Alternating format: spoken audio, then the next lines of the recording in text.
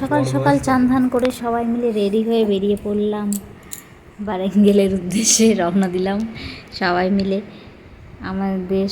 আমার হাজব্যান্ডের সব অফিস স্টাফ এবং ওর ওয়াইফরা সবাই মিলে একসঙ্গে। আমাদের কলকাতার 3 জন ছিল আর এখানকার একজন ছিল রাজুদা, সেই চেনে সব জায়গা। তার সে না হলে আমরা হয়তো যেতেও পারতাম না, কারণ এখানকার ভাষা আমরা জানি না, বুঝি না, তেলেগু ভাষা। তো গাড়ির মধ্যে যেতে যেতে পাহাড়গুলো দেখছিলাম, তো পাহাড়গুলোর ভিডিওটা শ্যুট করছিলাম। খুব মজা হচ্ছিল গাড়িতে যেতে যেতে, যেহেতু আমরা পার্সোনাল গাড়ি নিয়ে গেছিলাম অফিসের। এদিকে একটা 1000 টেম্পেলে চলে এসেছিলাম। প্রথমে যাওয়ার উদ্দেশ্য ছিল ওয়াটারফলসে। সেখানে যাওয়ার আগে রাস্তায় যে টেম্পলটা ছিল 1000 ব্লাড টেম্পল, তো এই টেম্পলটায় আসলাম, এসে ঘুরে টুরে তারপর আবার চলে গেছিলাম। আমার একটু কথা বলতে অসুবিধা হচ্ছে, কারণ আমি প্রথম জানি না কি বলবো, বুঝতে পারছি না, তার জন্য। তো এই মন্দিরটা মেন হচ্ছে শিবের মন্দির, শিব ঠাকুরের মন্দির।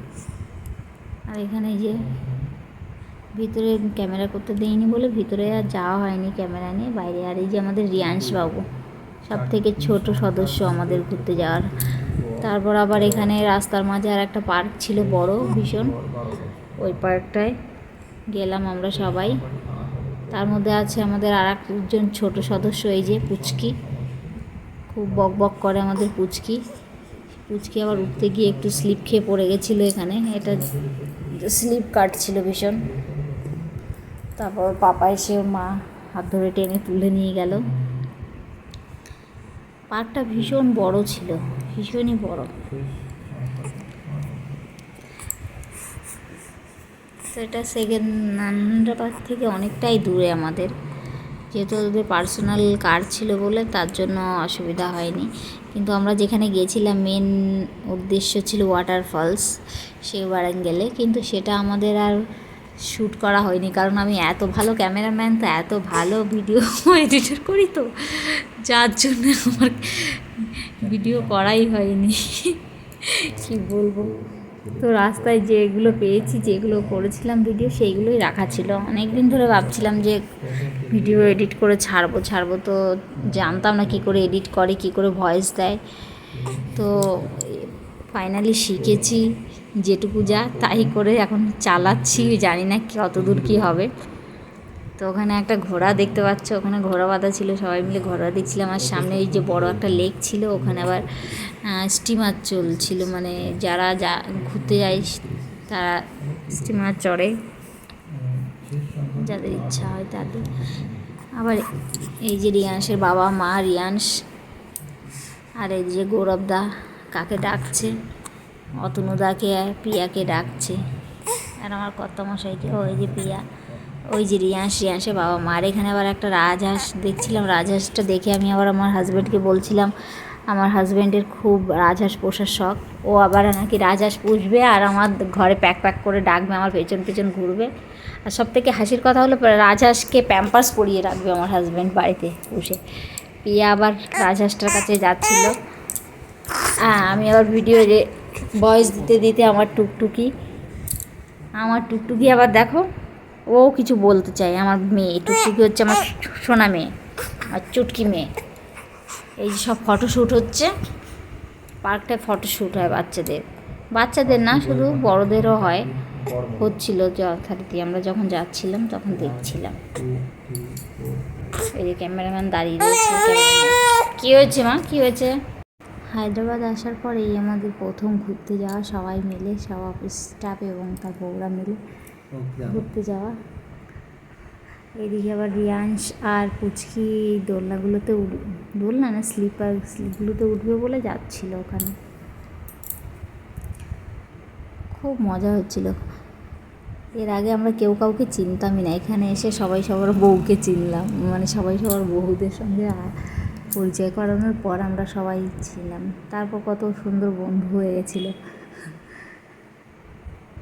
এখন চলে গেছে অবশ্য, সুমিদের এখানে নেই, পুচকির মা। ওই যে পুচকির মা পুচকিকে ওঠাবে বলছে, আর এদিকে রিয়াংশের বাবা রিয়াংশকে অলরেডি স্লিপ খাওয়াচ্ছে। রিয়াংশ খুব হাসছিল। রিয়াংশকে দেখে পুচকি প্রথমে ভয় পাচ্ছিল, তারপর পুচকিও উঠল। পুচকিকে আবার প্রিয়া তুলে দিল উপরে। ও বললো, প্রিয়া আন্টি তুমি আমাকে একটু তুলে দাও। তো ওকে তুলে দিলে ও স্লিপ খাচ্ছিল। আর এদিকে আমাদের রিয়াংশ বাবু সবে হাঁটতে শিখেছে, তো হাঁটছিল, দেখো ওর হাঁটাটা দেখে কি হাসি পাচ্ছিল।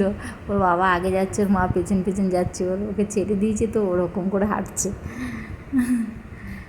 আর এই যে এসে গেছি সেই পাহাড়টায়। এখানে যে পাহাড়টা খুব উঁচু একটা পাহাড়, তার উপর আবার দুটো মন্দির আছে, মন্দির টাইপস। তো আমরা সেখানেই উঠছিলাম সবাই। কিন্তু মজার কথা হলো, আমি যখন ঘুরতে গেছিলাম সবাই দেখি সিঁড়িটা দিয়ে টপ টপ করে উঠে চলে যাচ্ছিলো, আমিই পাচ্ছিলাম না। সিঁড়িটা দিয়ে ওঠার আগে আবার সবাই ফটোশ্যুট করে নিচ্ছিল। তারপর ওঠার সময় সবাই তো উঠে যাচ্ছিলো, আমিই পাচ্ছিলাম না, আমি লাস্ট। কারণ আমি এতটা হাঁপিয়ে যাচ্ছিলাম কি বলবো। আমার বর আবার আমাকে নিতে আসছিলো, কারণ আমি নিজেই জানতাম না তখন আমি প্রেগনেন্ট 3 মাসে, এই জন্যই আমি এতটা হাঁপিয়ে যাচ্ছিলাম। তারপরে এই সিঁড়িগুলো দেখো, উপরে পাহাড়ের উপরে উঠে তারপরে যে ঘরগুলো, সেই ঘরের সিঁড়ি এগুলো খুব উঁচু উঁচু, বসে বসে উঠতে হতো সিঁড়িগুলোতে, এতটা খাড়া খাড়া সিঁড়ি ছিল। তো আমি বসে বসে উঠছিলাম, এই জন্য ক্যামেরাটা এরকম হচ্ছে। উঠে দেখি যে সবাই উঠে গেছে, বলছি আমি সবার লাস্ট সব জায়গায় ছিলাম। তো এখানে আবার অতনুদা ভালো পোজ দিতে পারে না, অতনুদাকে আবার প্রিয়া শিখিয়ে দিচ্ছিল, এরকম করে করো, এরকম করে করো। তো তাই করছিল অতনুদা। আর ওই যে আমার বর, টাকলা বর, টুপি পরে আছে এই জন্য। আর ওই যে সুমিদিকে ফটো তুলে দিচ্ছে গৌরবদা, ওর বর।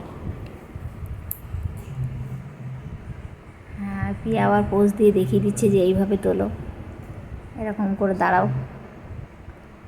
তারপর উপর থেকে দেখো ভিউটাই, যে পুচকি আবার উঠছে উপর থেকে, ভিউটা চারিদিকে দেখো কত সুন্দর। তাই সেটা সবাই দাঁড়িয়ে দাঁড়িয়ে দেখছিল, কেউ একটু রিল বানালো, কেউ একটু ভিডিও করলো। তারপরের দিন চলে এসেছিলাম আমরা একটা দ্বীপে। এই দ্বীপটার নাম আমি জানি না ঠিক। এই পরের দিন সকালে 2-3 দিনের ট্যুর ছিল, তো দ্বিতীয় দিনে এখানে এসেছিলাম ওই দ্বীপটায়। কিন্তু দ্বীপটায় গিয়ে আর ভিডিও করা হয়নি, কারণ ওখানে এত বাদরের উৎপাত যে বলার ধারণার বাইরে, ওই জন্য আর ভিডিও করিনি। কিন্তু ওখানেও খুব মজার, খুব সুন্দর জায়গা ছিল। আর যেখানে এর পরে গেছিলাম ওয়াটারফলসে, সেখানে যাওয়ার ভিডিওটাও করা হয়নি। মানে বললামই তো প্রথমে যে আমি এত বড় ইউটিউবার যে আমি ভিডিও করতেই ভুলে গেছি। তো যেটুকু করেছিলাম সেটুকুই দেখালাম।